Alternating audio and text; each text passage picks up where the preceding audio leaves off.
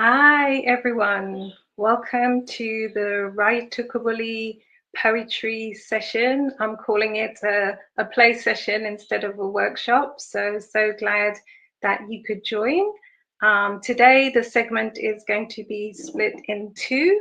So first off, I'm going to invite Hassan Professor Robinson. He can introduce himself and he'll take over the first half of the session. All right. Greetings to all the ones and ones viewing and listening to this poetry play session.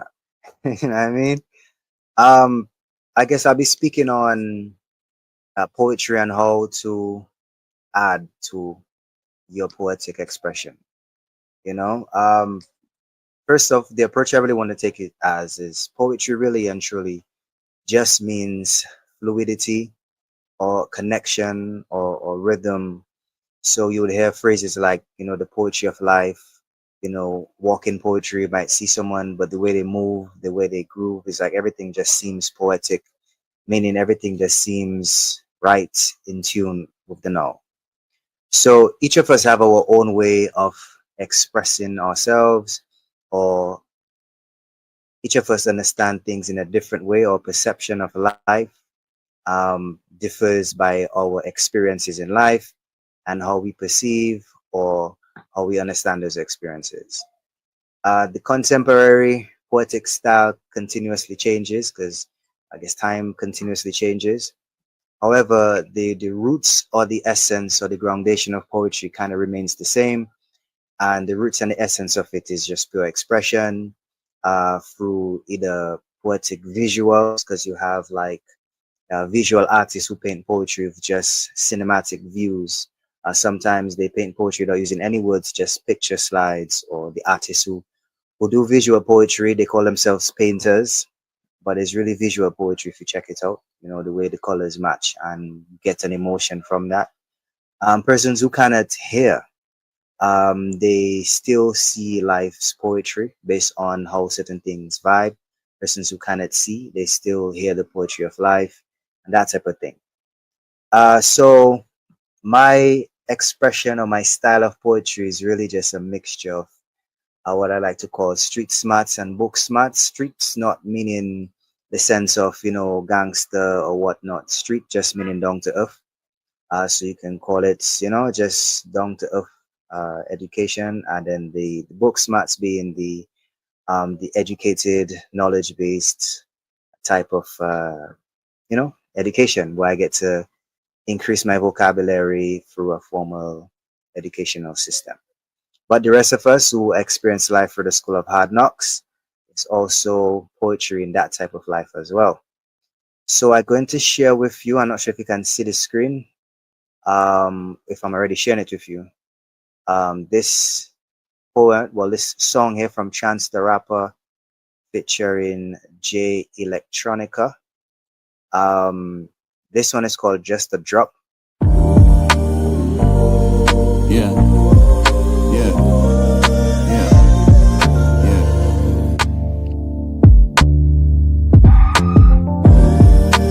Water, water we need, water we need. We need water, water, water we need, water we need, water, water. We need just enough water to bathe in, just enough water to cook with. They got enough water to play in, they got enough water to swim in, they got enough water to drown in, they got enough water for fountains, they got enough water for salmon. Well, we need enough water for a courtesy cup. We need just enough water for emergency stuff. They don't care if our water. That now is from a guy they called Chance the Rapper. He's from Chi-Town or Chicago.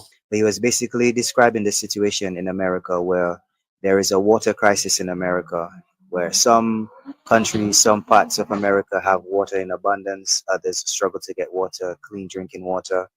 There are some persons who make a living of the water being not so clean, and however, in the midst of all of that, all they really need, all he's really asking for is just one drop of that spiritual water, the water of the Creator, the water of the Father, the drop of that blood, I mean, to cleanse the kind of situation that's going on in America. There are other rappers as well on there, but just because it was lagging a bit much, I kind of had to cut it.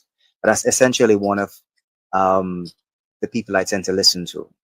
He is one of those good examples. He's married, been faithful to his girlfriend or his wife for a while now.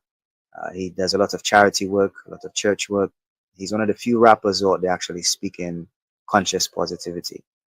So the next one doesn't have any, cursing or anything.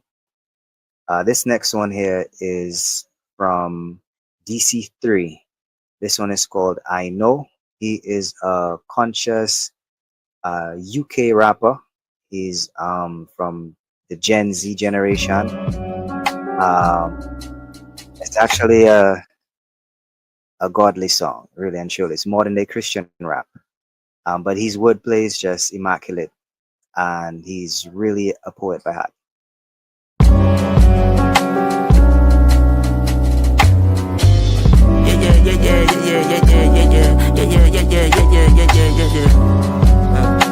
It's free.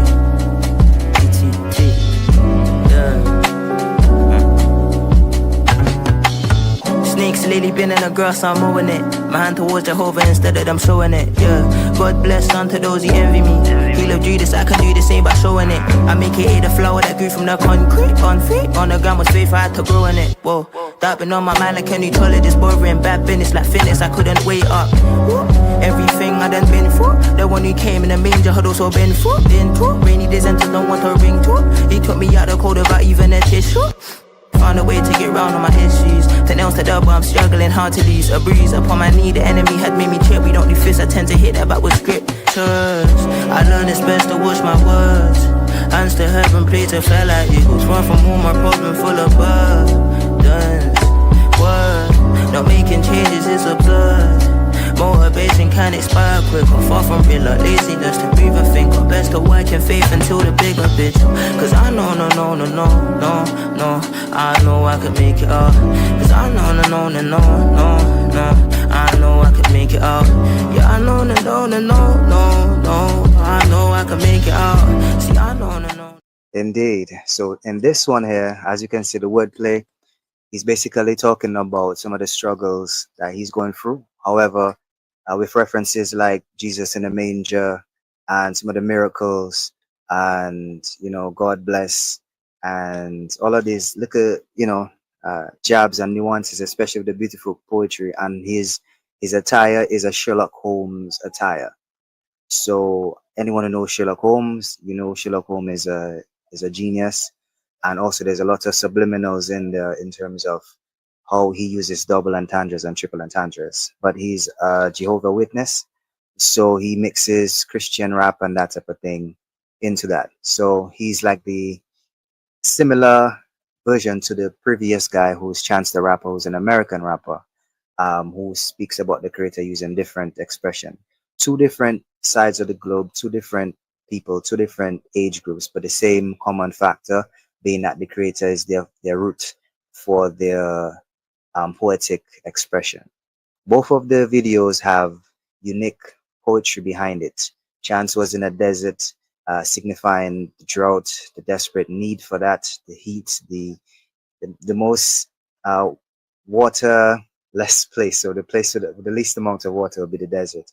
And he's the other guy now, DC3, he's just in his home, in his own personal house, however, dressed like Sherlock Holmes, talking about the struggles he sees in society, but he's dressed, in a character that is known for uncovering clues. So, different rooms in the house is a symbolism for the many rooms in the Father's house. And every room, if you continue watching the video, every room leads to a different, expression of oneself.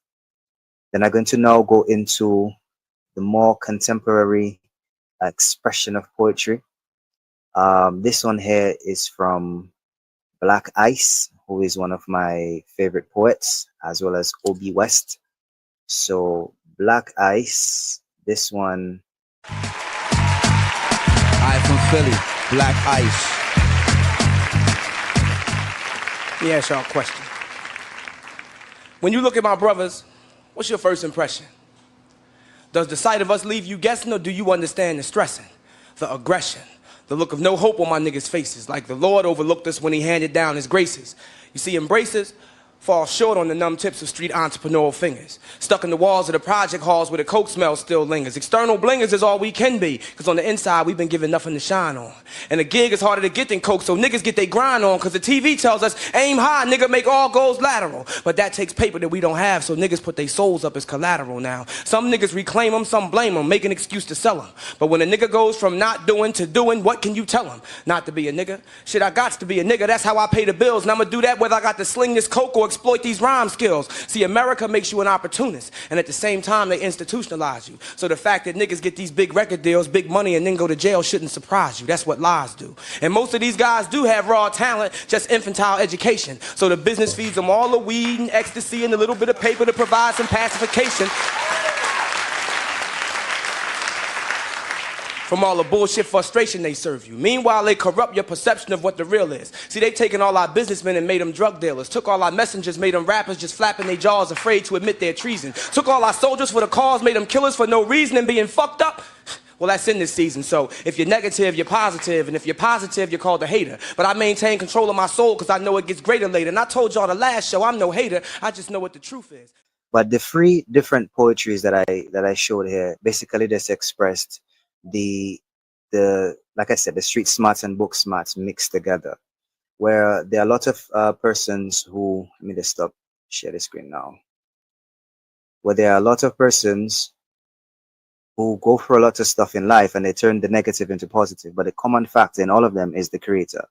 Though we may not appreciate, you know, some of the profanitous words or the hard expression, but sometimes that's the only word that can best express how these guys feel. I don't necessarily, because I don't really curse myself in my poetry, but it kind of makes you get a deeper sense of what it is that these guys are trying to portray. And for it all, thick or thin, those who try to, you know, maintain their moral ethics and try to push for a positive outlook on society, you know, it's one of the best ways to express yourself for poetry. I have I have one more, I guess it would be a female one, but she too uses strong words. So it's just my style, you know. That's just the type of people I tend to attract when it comes to my poetry. I tend to look for persons who are not afraid or are unfiltered in their expressions of their social awareness. So this next one is from a young queen. She's known as Elewa. She is African American, literally by genetics and by geographics.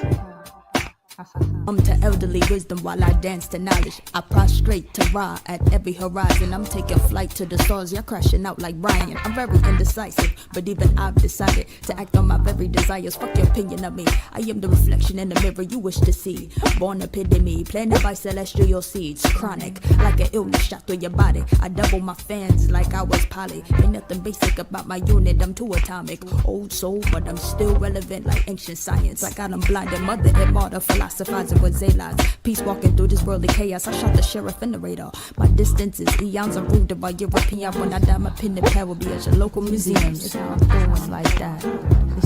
It's how I'm doing like that. And yo, it's how I'm doing like that, like that. It's how I'm doing it. It's like that. It's how I'm doing it. It's like that. It's how I'm doing it. That. It's how I'm doing that. Yo. It's how I'm doing it. Yo. This is supremacy like mathematics. Alhamdulillah.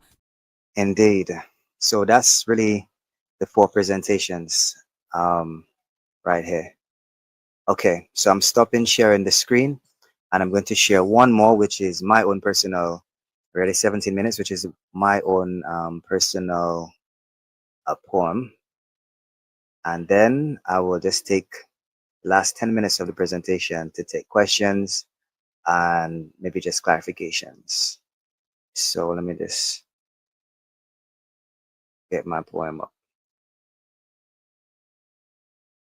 You guys can see can see the screen? Not yet. Okay, I think they. Okay, great. All right, you guys can see it now. Yes, no. Okay, great. So with this is one that I submitted to the writers, the Write-Tukubuli writers. Fun. What's the name? What we're doing right now.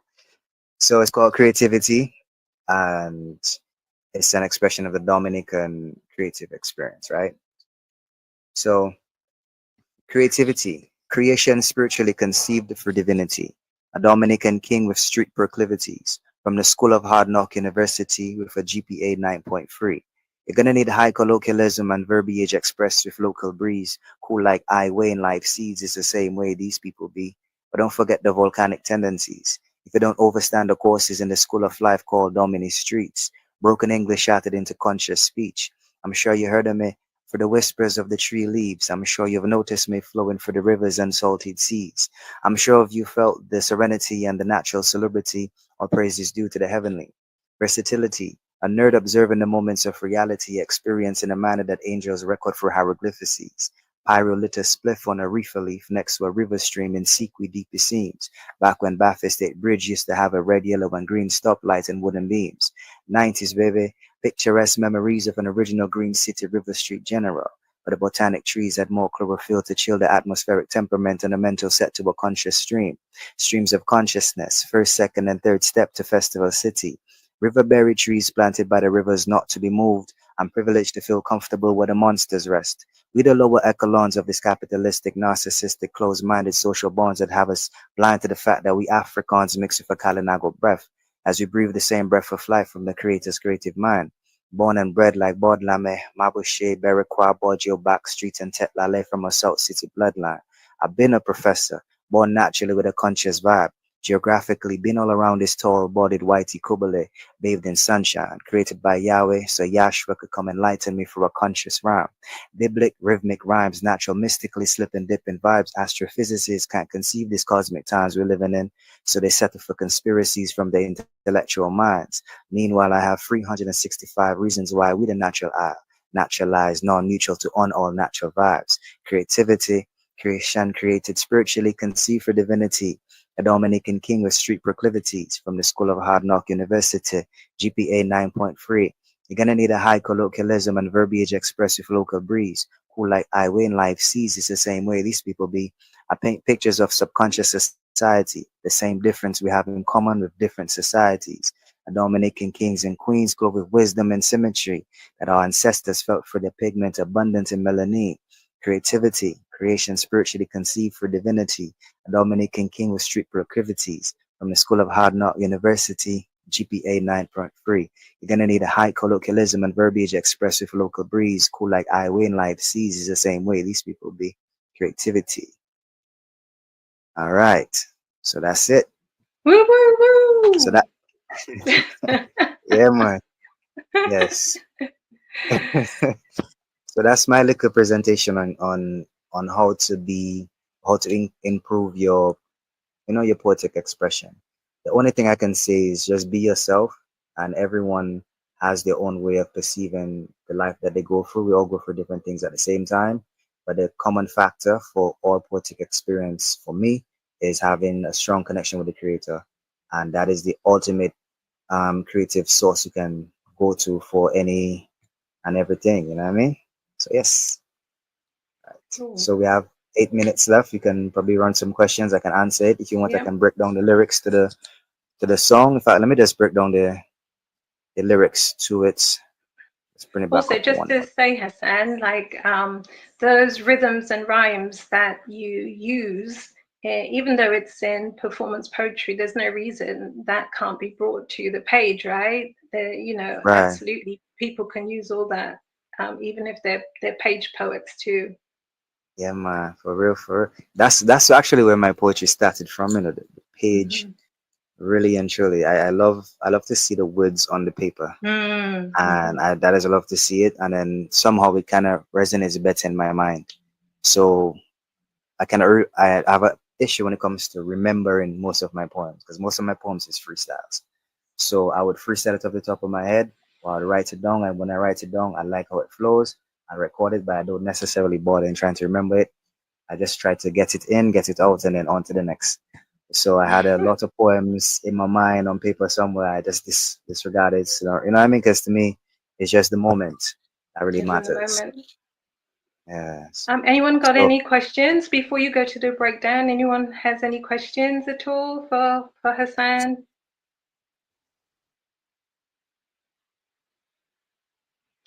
Your mic is muted, Callie. Oh, sorry. My hard fingers touching it too many times. I was like going to ask you as you were reading it, I'm trying to look at the format of it on paper. And, you know, obviously from your style, I can see it's a performance style as well. But when you're writing it on paper, are you trying to follow a particular rhythmic format with it? Good question. Really and truly, this for this particular one, and for the past few ones actually, I just write it on my phone, and I write it in line to line to line so that it could fit. It could just fit on the screen better for me. But when I write poetry, I tend to um I tend to think about the person who cannot really see and the person who cannot really hear.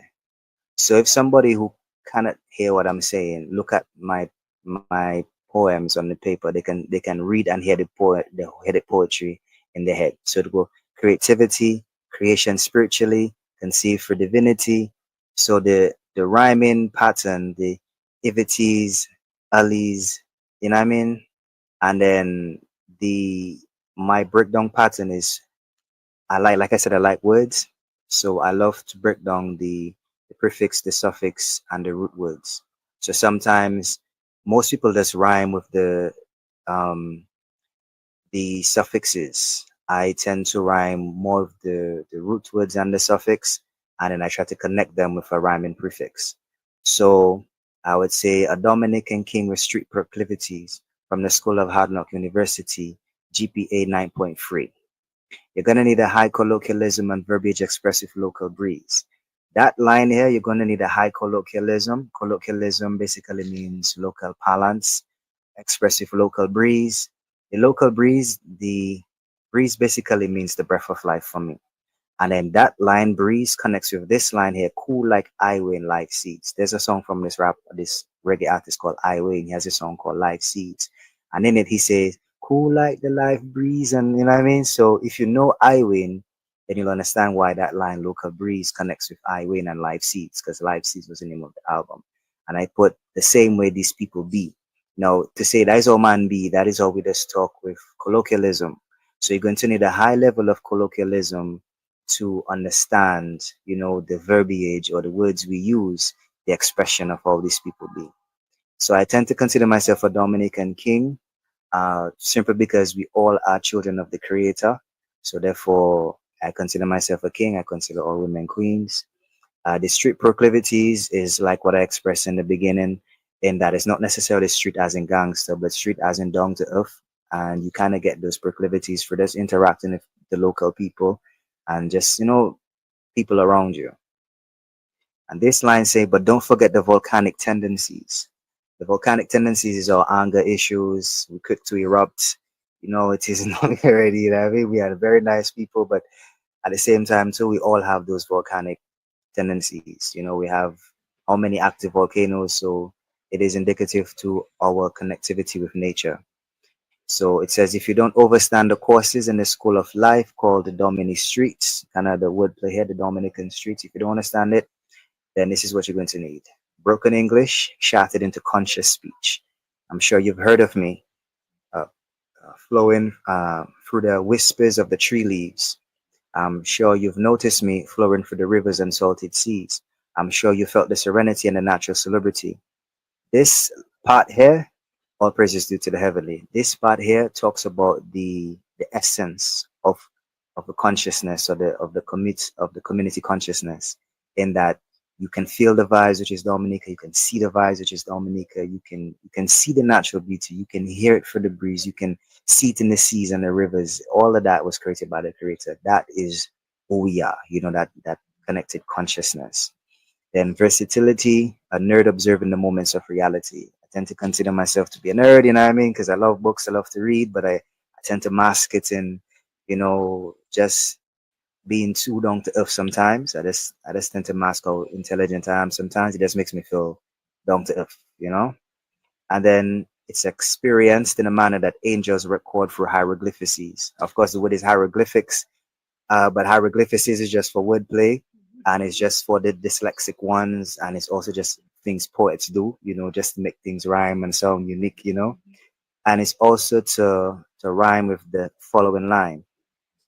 So when I say experience in a manner that angels record for hieroglyphics, what that really means is that um, those of us who understand the Egyptian way of consciousness or their way of philosophy, they were the ones who invented writing for hieroglyphics, and that was for writings on the walls and pyramids and the whole nine. So angels write it down, kind of a biblical reference as well to the writing was on the wall, and that is how the angels were written or writing back in the days. It's even highlighted in the Bible where the signs are written on the wall. So this next one is Pyro lit a spliff with a reefer leaf, the rhyme with hieroglyphics. So Pyro is a partner of mine. He lit a spliff. It's just a coincidence that his name Pyro means fire. So Pyro lit a spliff with a reefer leaf. Now a reefer leaf is what we used to roll up the joint, next to a river stream. In Sequi di Piscine. That is actually a real thing. A partner of mine roll up a joint by the river, but it's called Pyrolita Spliff with a reefer leaf next to a river stream in Sequi di Piscines. Now, Sequi before how it is now used to be so deep and vast by the Baffin State Bridge. You could jump in the water making backflips. I remember those days, they're vivid. So the poetries, now this is where we get into the essence or the experience of the creative. Me, in that sense, being the creative, but I'm not the only person who have these experiences of Baffin State and that type of thing. So in Sequi deepest scenes, or basically Sequi's deepest parts, the scene is the image that we have in our head. The deepest part of the river that you can picture in your mind is a scene. So the deepest scene, back when Baffin State Bridge, so the word play back when Baffin, so that's what I'm rhyming with now, the prefixes and prefix. So back when Baffin State Bridge using only B's. So in Sequi deepest scenes, all of this here, I was rhyming with all of this whole wordplay coming down to the Baffin State, which is strictly root words and suffixes that were rhyming. So now we go into the prefix section. So we're going back when Baffin State Bridge used to have a red, yellow, and green stoplight and wooden beams, right? 90s, baby. So if you can remember Baffin State Bridge, you see the rocketing and the red, yellow, green, and it just rhyming mystic. So that is like a 90s baby type of picture. I'm a 90s baby. So picturesque memories of an original Green City River Street General. Just to put a little slang to it, a little gangsterism to it, just little memories of back in the day. I'm not a Green City or River Street General, but sometimes I feel like, yeah, I'm a soldier. And then where botanic trees had more chlorophyll to chill the atmospheric temperament on a mental set to a conscious stream. This here is where I basically answered your first question in terms of how I approach writing. This is like my favorite type of writing, where you get to a mix of all three, prefix, suffix, root words, and just the sound of it. That's amazing. So where botanic trees had more chlorophyll to chill the atmospheric temperament and the mental set to a conscious stream. So that's when botanic gardens had more greenery, naturally the chlorophyll, to chill the atmospheric temperament, not just the temperature in the immediate area, but just the overall energy of the people who were living in Tong or in Dominica at that time, the whole temperament of the people on a mental set to a conscious stream. So the conscious stream is also a philosophical thought where persons say, yo, I'm in a conscious stream, meaning that this is ideas and this that is flows naturally. So all that helped in persons receiving that. And then that's where streams of consciousness or wordplay to literal streams of consciousness, as well as my little streams of consciousness program. First, second, and third step were the literal names of the steps in River Street. Each step had a different part of the river where fellas used to go down river tubing and everything. Festival City, all of us have memory of Festival City when it was. So those giant riverberry trees, people don't remember how many riverberry trees that used to be lined up in the river. They have one by Alliance Française. I usually go there and take 1 to 2 trees out there. but there were many riverberry trees planted by the rivers not to be moved. That's a spiritual reference where the creator say, plant me by the river not to be moved. And then I'm privileged to feel comfortable where the monsters rest. This is why I got into the deeper aspect now.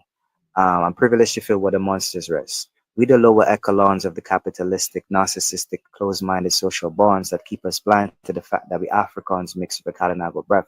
So this is where I feel comfortable to be street smart and book smart, why I feel like, yo, the ones in the lower echelons of society, capitalistic meaning it's all about consumerism, narcissistic meaning that it's all about themselves, closed-minded social bonds meaning that everyone's on social media, everyone's connected but disconnected at the same time, and it keeps us blind to the fact that all of us African by genetics as well, but we have a Kalinago breath because Write-Tukubuli was named after the Kalinago people, their consciousness, their way of life, everything still tied into our Africanness, so we can't really separate it. And all of us have the creator's breath as we breathe the same breath of life, right?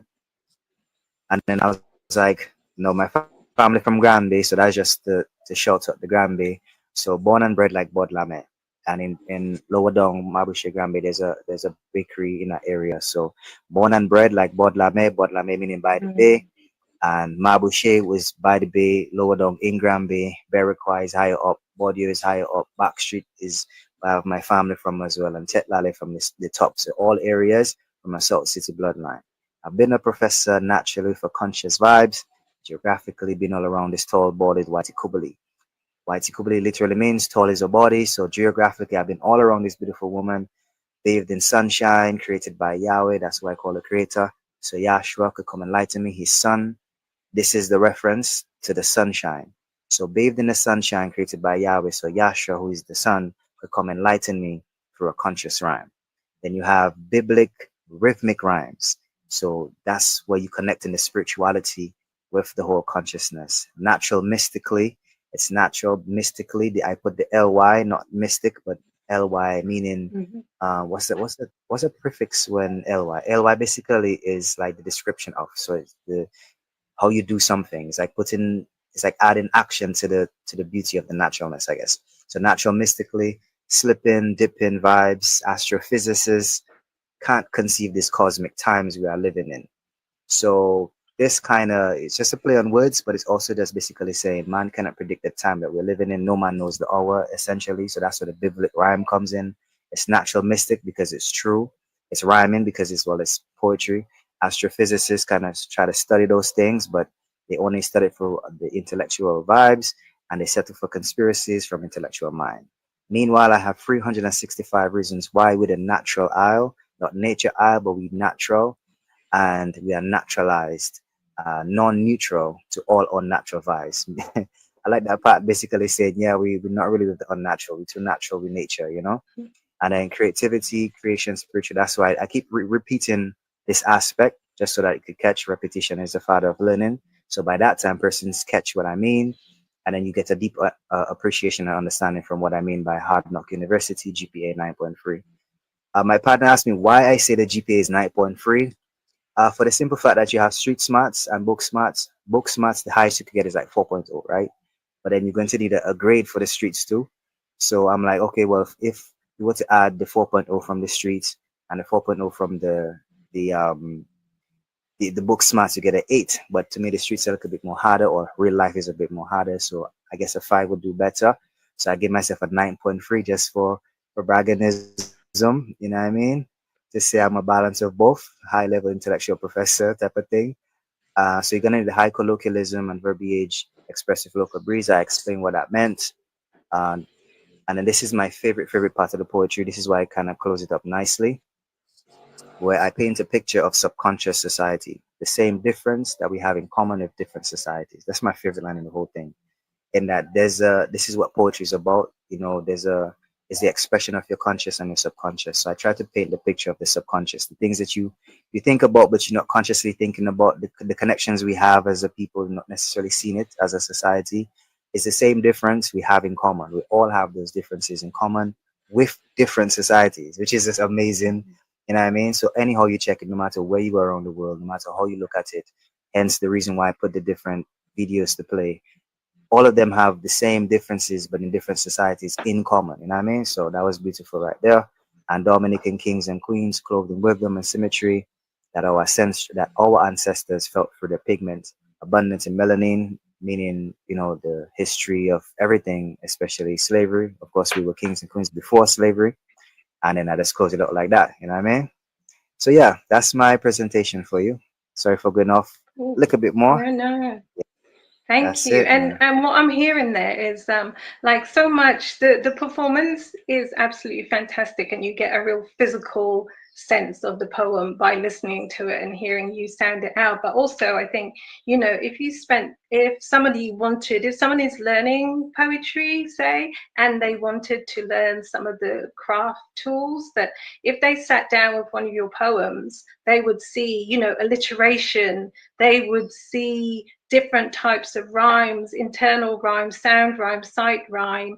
They would see so many different craft tips and tools just through one of your poems, including all the wordplay and everything. So yeah.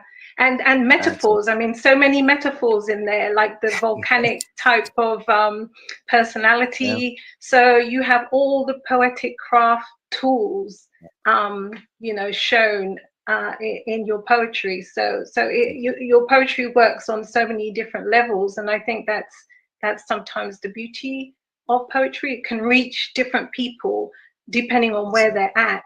So yeah. So thank you so much for your time. Sure. Amika, thank you so much for joining us. And Welcome, both of Amika.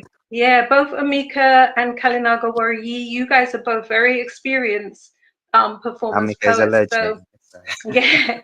So I just wondered if you guys wanted to just chime in on, anything that you particularly employ in your performance poetry to make it as potent as possible. So Kalinaga Wariyi, you first, and then Amika. Just anything else you want to add to what Hassan has presented. Thank you so much, Hassan. Oh, thank you. Thank you. Yes, thank you for the breakdown. Yeah, I appreciate. To be honest, I do not have anything that I focus on in particular to try to hone in how I perform poetry. I did start off writing poetry for performance, but over the years I considered and preferred writing poetry for paper. I've only, since I moved back to Dominica, just started getting back into the whole idea of performing this again. And so my pieces are actually not what I would have done previously when I was performing. When I was performing, I considered rhyming to be a little bit more of a concentration, just the rhythmic pattern of how the words played off, the shortness of the lines as well. I did consider that because it was kind of like a hit, hit, hit, hit, hit when you're performing. So you're delivering in that kind of mode. But now I literally just read.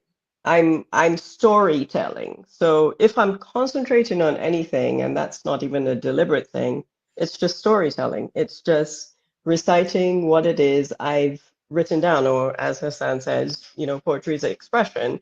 So whatever it is has come out of me as an expression. For me, it's how do I tell this expression in a way that connects. So yeah, that's my concentration is connecting with an audience. Not necessarily the exact same subject matter of the poem, but the feelings that are evoked from the poem, the idea, and the emotional experience of it, just to show that it doesn't really matter what we're going through as a people.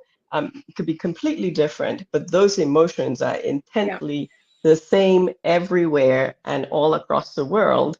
And how do we connect as human beings? So I guess that's my subconscious concentration.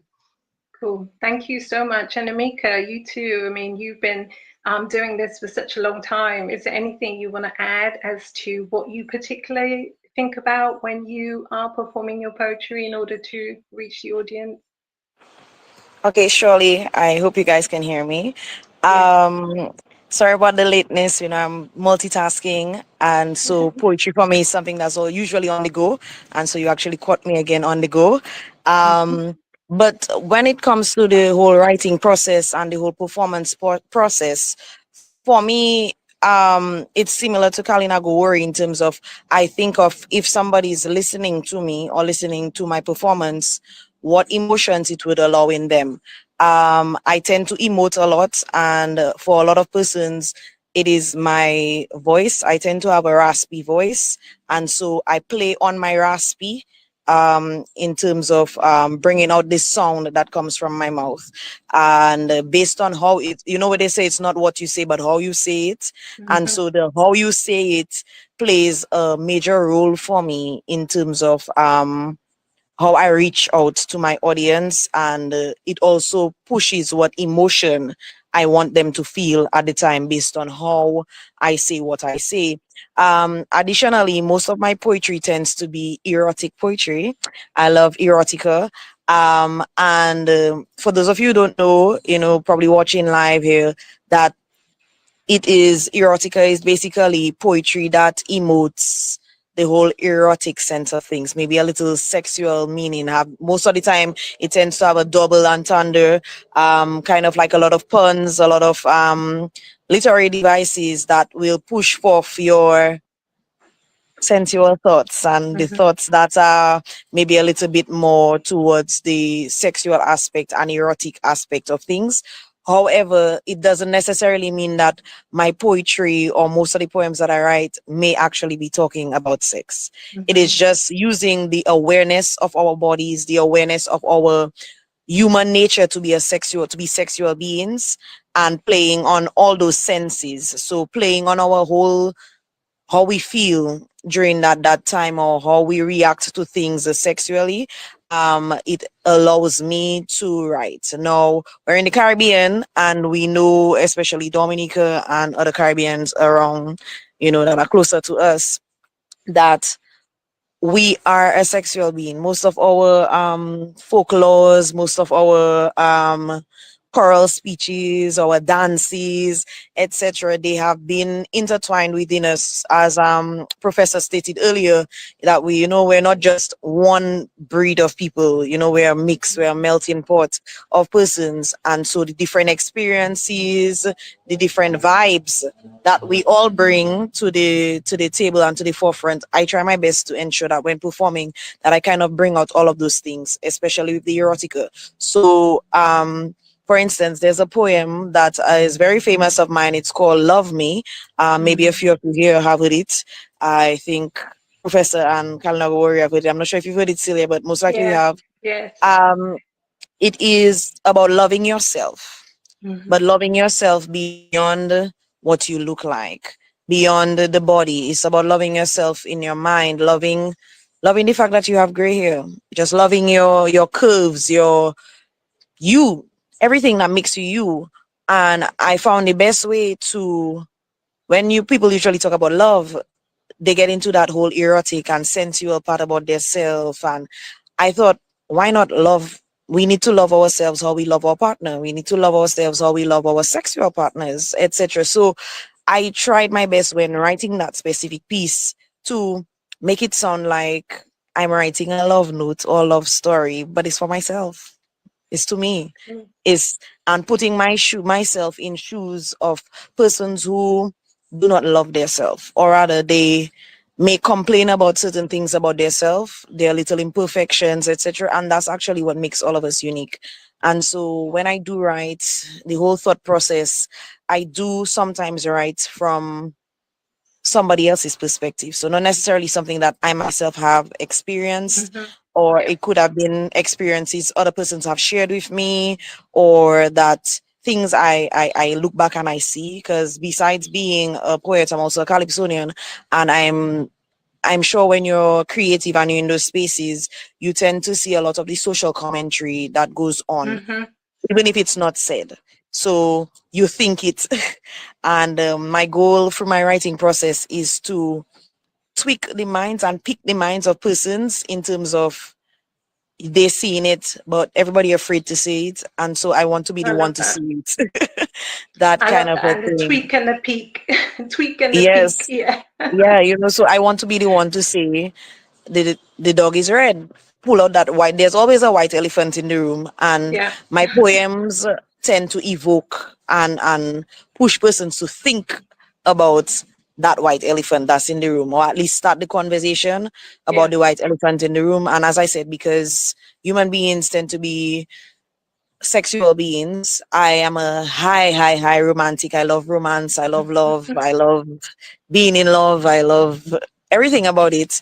And so I found when writing, getting myself in tune with how other people feel, in tune with how I think they should feel, in tune with what's going on in the day, the social commentary, the comments, etc., that persons may think but may not say, kind of pushes me as to what to write about, because it actually interests me to basically, as I said, discuss the white elephants in the room. And most of the time, the white elephant is in the room for us in the Caribbean, that we don't like talking about sex openly. Yeah. We don't like talking about our bodies. We don't like, those things. And I found it as a very interesting way to bring out my poetry. So most of the time, though I do erotica and my poems may have a bit of a sexual twist, it doesn't necessarily mean what it is discussing or the topic it is discussing is a sexual topic. It just trying to show us that we can connect with other things,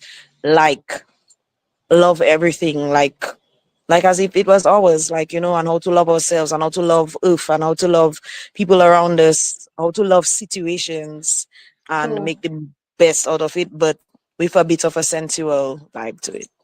And I love what you said. It's a really important point, what you said about sometimes you incorporate things that are not your personal experience, because what I find sometimes, because in my poetry I may use the I, but for me, the I is just another persona. It's another character. It's not necessarily, although the emotional truth might be there, it's not necessarily a factual truth. And if you're a novel writer, nobody thinks that if your characters, no one assumes that the characters in your novel are you. Even if you write from the first person with I, they assume it's a character. But when you write poetry, there seems to be this assumption that everything is about you. So I'm so glad that you brought that up, because it's not necessarily the case. So we're going to move on to the second section. So I'm very different to you guys in the sense that I don't like to read my poetry out loud at all. So my theory is that, okay, once I've written the poem, I'm definitely a page poet. So I don't even pretend I'm any kind of spoken word poet or performance poet. So let's get that out of the way first of all. So my thing is as well, when I write a poem, that's it. It doesn't belong to me anymore. So I send it out into the world, and it's for others to see themselves in the poem. And for me, I like to use poetry to say that there's multiple truths. There's not one truth. And just as Hassan uses a lot of wordplay, etc., I like to use a lot of wordplay to have multiple meanings. And the problem is as well for me, if I read the poem, just like in quantum physics, when you have the wave particle and then it collapsed to you have all the infinite options, and then at the point of reality, one of those options is collapsed into reality. I find when people force me to read my poems, they force me to collapse one of those potentialities into one reality. So I'm like, I really don't like to do that. I like to leave it, you read it and see what you get from it. When I read it, you're forcing me to take the poem back, and I've already sent it out, so I don't want to take it back. I don't want it tied to my voice or anything. So yeah. So everyone who Shana's always trying to encourage me to read on Lyrics Under the Stars. So that's my feeling. We're gonna move into the next section, and I hope you guys have a pen and paper, because if you haven't, if you can grab one, because this will be a very practical session. Basically, it's about the line break. And for me, the line break on page poetry is one of the most powerful tools that we have as poets, is where we break the line. And I'm just going to read a quote from a poet called Richard Silken, and it is: the line break is one of the most fundamental poetic devices there is. When you break a line, you make a friction between the line and the sentence. The line goes one way, the sentence goes another way. The line break produces simultaneous meanings. You get a chord of meaning instead of a single note. So that's what I love to play with, multiple truths. I don't believe there's one truth. We each come from our truths, from our experiences, our perspectives, etc. So I like to play with all those things, that things are not normally black and white. There's gray areas to everything. So so normally when I start a poem, the shape of the poem normally starts at my first line break, where I decide to break the line. And it's what differentiates poetry on the page from prose, etc., is how the poem is laid out on the page. It's not laid out in formal sentences or paragraphs, etc., like you would write a novel or an essay. That's really how you differentiate poetry, is how you format the poem on the page. And there's two types of ways to break your line on the poetry page. So you can either end stop your line. So if you think of a line on your page, you can either put any kind of grammatical endpoint at the end of that line, a full stop, a comma, a hyphen, an em dash, etc. And you're stopping the line at that point, and that's called an end stop line. And the other type of line is called a run-on line, or it's the kind of technical term they use is an enjambed line. And it's where you push the meaning of the sentence onto the next line. You don't finish the meaning of the sentence on that line. You leave room so that the reader might think they know what you're talking about, and then on the next line they discover, oh, that wasn't what I thought was being meant. So you can push the meaning of the sentence onto the next line. And you would employ the different types of lines depending on what you're trying to do. The end stop line is very predictable. You know what's coming. You've already got the meaning. It's very stable and secure. Whereas the line that runs on to the next sentence, it can create suspense, and it can disorient the reader. So I see it as like a visual cliffhanger, that the end of the line. It's like you don't know if you're going to fall off the edge. It's a point of potential and possibility. So it's like standing on the ledge in life, and you think your life is going one way, and suddenly the universe says, nah, I've got something completely different planned. So that's how you can use the run-on line in poetry. Now, you have to be careful how you do that. With anything, if you use it too much, some readers don't like it. Some readers don't like it when you throw them into confusion. I've had responses like, oh, you really tricked me there, or whatever. But I'm thinking, well, that's the whole point of creativity and creation is to use the tools to do what you're trying to do. So it's not a trick. It's part of what the craft of poetry is supposed to be about. So, as I say, it can make people feel really uncomfortable if you do that a lot. So you just have to be careful how much you use it. But it really allows for multiple truths. And just to give an example, in one of my poems called In the Air, which is about experiences after Hurricane Maria, the experiences of people's lives. I talk about a scene when people were going back to church, and they had to wear, whatever they could find. There was no washing machines or anything like that. But also there's this concept that Hurricane Maria was a leveler.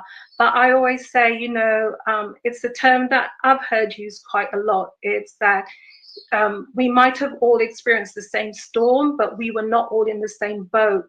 So people's boats are built differently. You know, people have more financial padding, their houses are built differently. So yes, some of the experiences were common, but not, you know, there were some differences. So this line in the air, it says, after the turned inside out, but still well, and that's how the line stops. So at that point, they're still well. You might think, oh, you mean they're okay, they're still well, meaning that mentally and physically they're still well. And then on the next line, I say, clothed congregation. So it turns into some people were still well clothed. So you can that's how you can play with two meanings at once.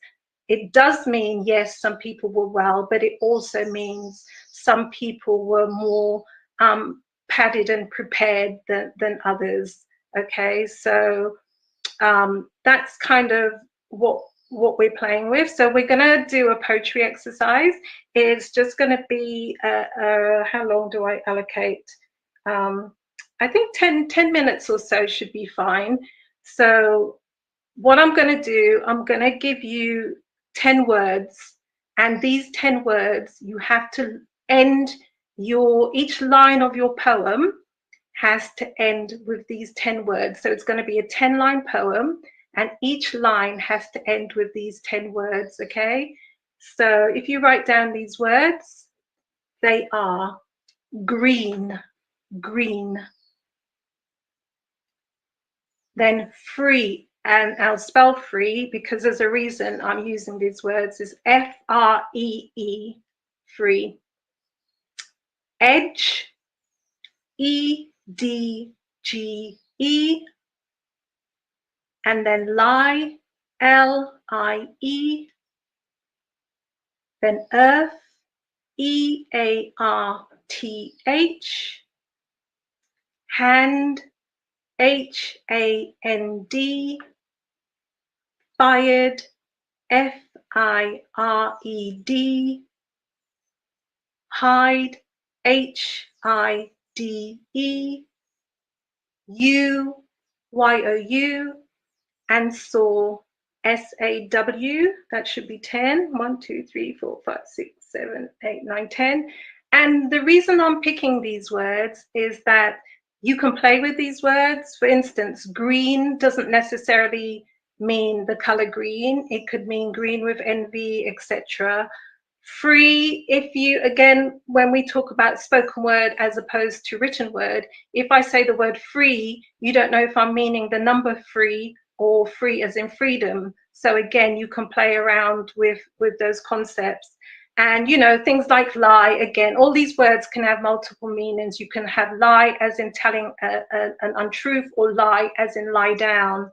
So your poem's going to start, I'm going to say, everyone start their poem with this line, when I was a child, ... So your poem will start when I was a child, and then you'll finish that line, and you'll end it with one of these 10 words. But you choose the order in which you use these words. You don't have to use the order I said them in. You can completely, I'll read the words out again. You can completely decide the order. So the words again are green, free, edge, lie, earth, hand, fired, hide, you, saw. Okay, and your poem is going to start when I was a child. Now, remember, when I say, we already discussed, when we say I, it doesn't have to be your personal childhood experience. It can be imagining, it can be futuristic, it can be, you know, somebody you know about, something you know about. The I from my point of view, that I in poetry is just another persona. Of course, you can bring elements of your life into it, but the real thing is what needs to come out of you to be written.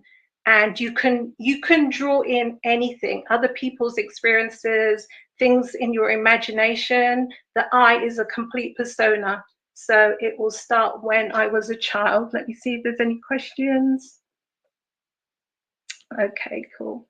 So so does that make sense? So you can stop a sentence midpoint, you know, so you can have your full stop. Go on, Hassan, sorry. Yeah, I kind of, so it's starting when I was a child, and I can use the words in between, create new sentences with them, or when I was a child, I have to rhyme all of the words, all of the 10 words. No, the 10 words, the only stipulation is the 10 words go at the end of your line. That's the only stipulation. You write whatever you want, but I just want you to use those 10 words when you end the line. So whatever, like you could say, when I was a child, I used to run free. Okay. And then the next line, you would say, in my village, blah, de, blah. And then you would end, you know, so that's the only stipulation. The other words are totally your own words to come up with. All I'm asking is that you use those 10 words at the end and think about how to play with those words. So think about when you're writing the poem, that you do a line ending in free, say, and you lead the reader to think you're meaning something by that word free. But then maybe when they come to the next line, that word free now has a completely different context. So you kind of throw them because, you know, you're playing with that, or you're introducing multiple meanings. Like I was saying, I ended that sentence with well, and then on the next line, you find out it meant well clothed. Okay, so that's, so what we're trying to play with here is the power of the line break. It can be a suspense point in time, a cliffhanger where the reader is dying to know what you're going to say on the next line. You literally leave them on the edge of a sentence, and it's not until they read the rest of the sentence that they find out, you know, the rest of the story. So so basically that's it. And you can obviously in between your lines, you can have full stops, commas, any other punctuation in the middle of your lines, etc. Just at the end of the line, for the purpose of this exercise, we're talking about the power of line break. You know, don't put a full stop, etc. at the end of the line. Does that make sense to everybody? Okay, I kind of get it now. Yeah. Yeah. Okay, cool. And it's just fun. And the last point is there are no rules. Okay. If you don't want to do any of what I've said, if you don't want to use those words, if you want to use a whole set of different words, that's totally up to you. The important thing is to be moved by where you're going with the poem.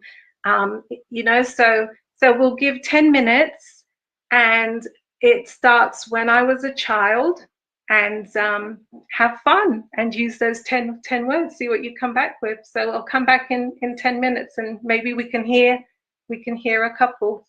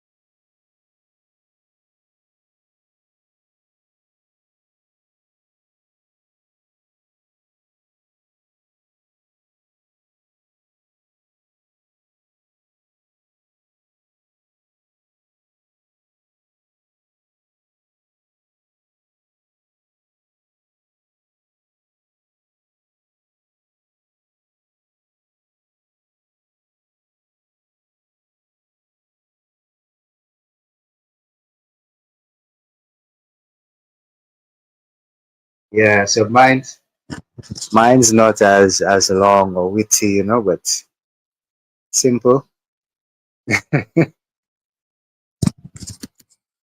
I think you might We'll be. just wait to see. Yeah, we'll just wait to see if the others have finished. So we'll give them couple more minutes, and then I'd love to hear. I'd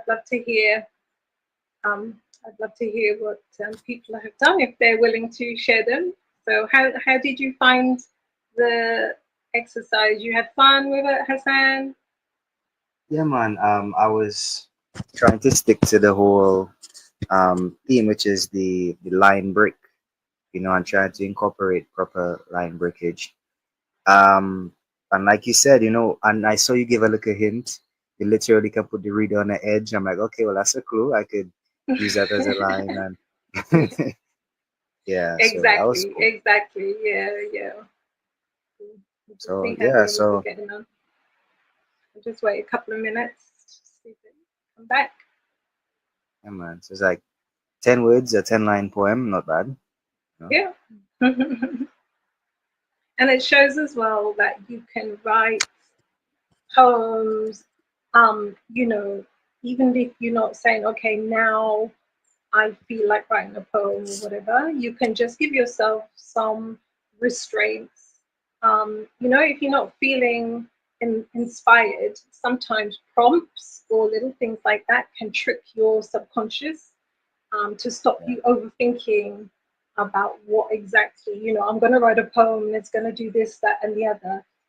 By having little prompts like that, you can just trick your subconscious to just kind of um, come to the forefront instead of your conscious mind taking over all the right. time. So, just as you said, that balance of the conscious and the subconscious. Yeah. For real.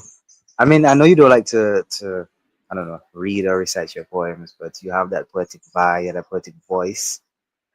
You know, like the Empress was saying, she reads.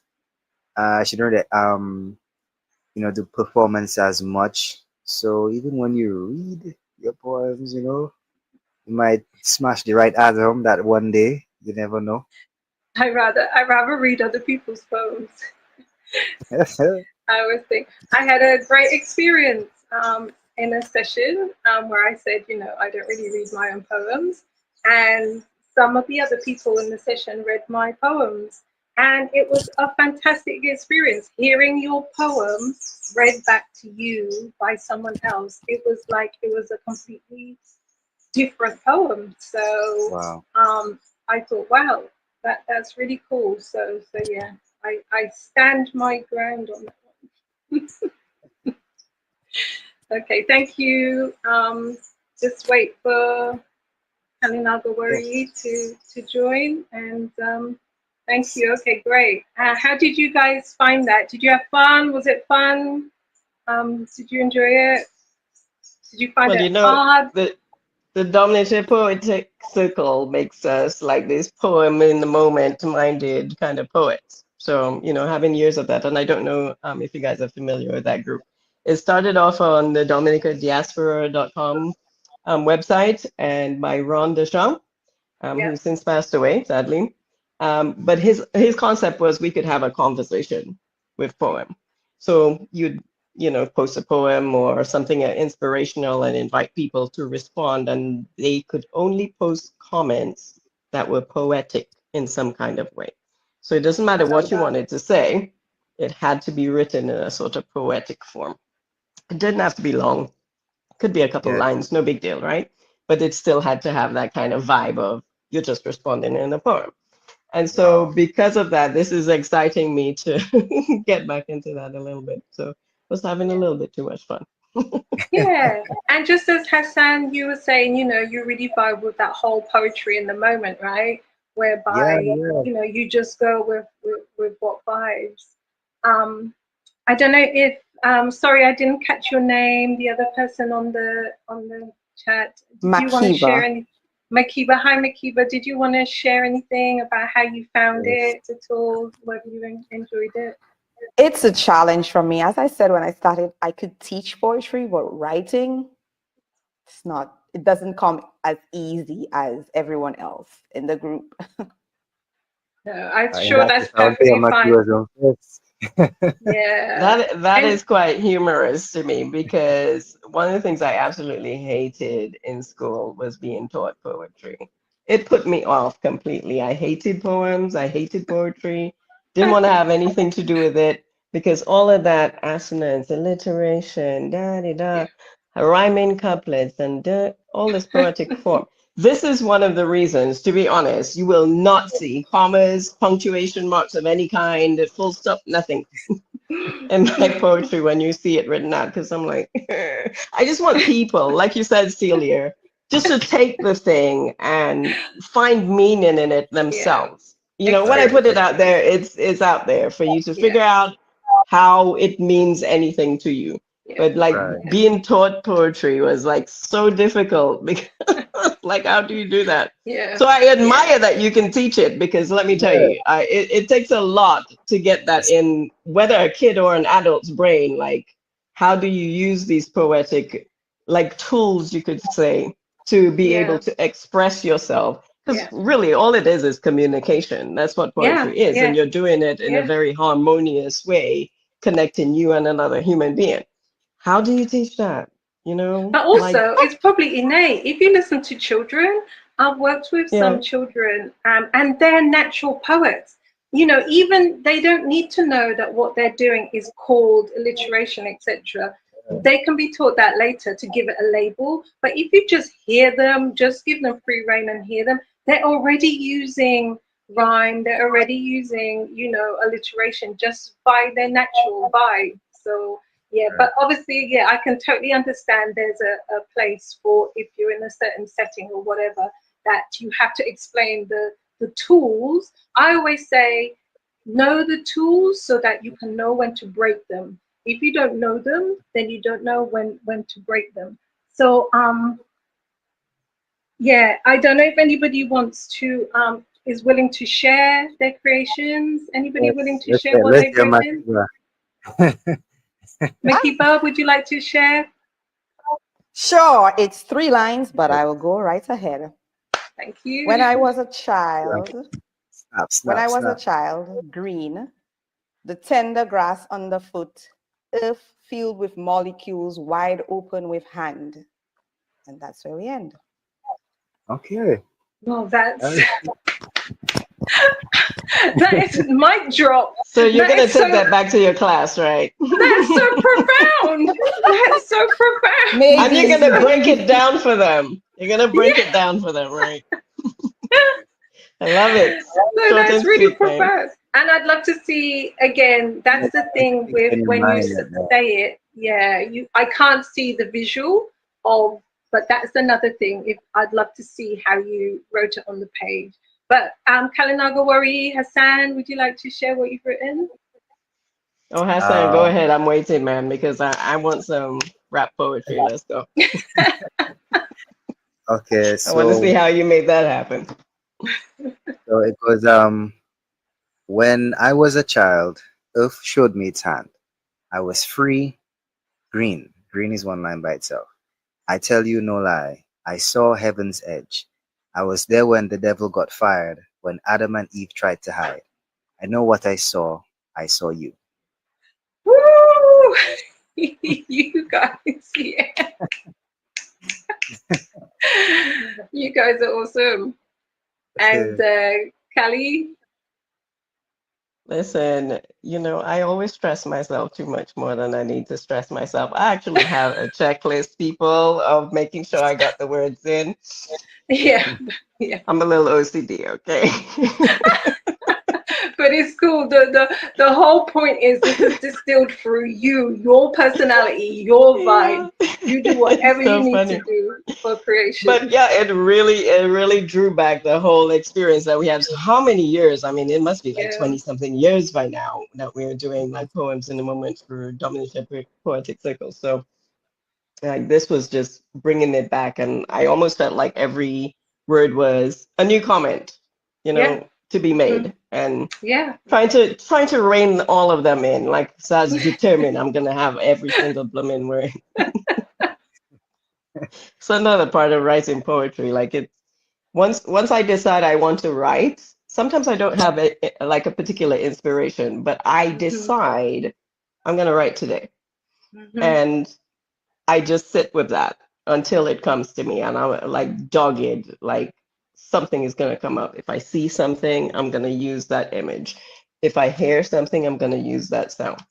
The emotions of the day, that kind of thing. Yeah. So Yeah, that's absolutely. kind of where this was aimed. So Okay. when I was a child, green, like mango, free, a woman on edge, feet fixed to earth, fired in thought, branding like hide, making musing of myself, considering who I am, whose I am, where I aim to be, you, saw, eyes cutting through like upheld hand, the lie, in wait, attempting to redefine my being, this created meaning I was made for, contorted and confused in maddening minefields, making war with self like a child in tantrum, wailing upon the floor, tears at hand, in a rage, fired, refusing the lie, demanding free, taking to edge of cliff, hanging, peering down from the green to watered earth, and I saw you and I jumping, unable to hide these wings. Wow. There you Woo! And I Hey. see what you did there with the Yes. hide. I see what you did with the hide and the go. lie as well. So throwing the reader off with those things. Well, Yes. yeah. Oh, I love that part And too. I just love to mess with people with the what do you Yeah. really see What and you really, yeah. understand? Yeah, Yeah, because then exactly. it creates a conversation, doesn't it? Because you think, I Yeah. was thinking this for a minute, but she meant Yeah. something else. And But if yeah, I and thought also, something else, yeah. then there goes the And that's real conversation and life. I stop. always think that's real life. That is how Yeah. life is. That is the reality of life. That Mhm. A, we don't know what's coming. We might think we're on this trajectory and suddenly we're not. Or it gives room for multiple truths. Like I say, there's Mhm. not one single truth. There can be multiple truths. Thank you so much, Hassan. Thank you so much for doing the presentation at the beginning. You'll never make a spoken word poet out of me, but I certainly got a lot of tips from that I can certainly We might use. drag you in lyrics under the stars next time. That's coming up soon, right? Yeah. Makida, Kalinagawari, and those who are viewing as well, I hope you tried this out for yourself and check out the rest of the Write-Tukubuli Virtual Literary Festival. Thank you very much. Thank you. Okay.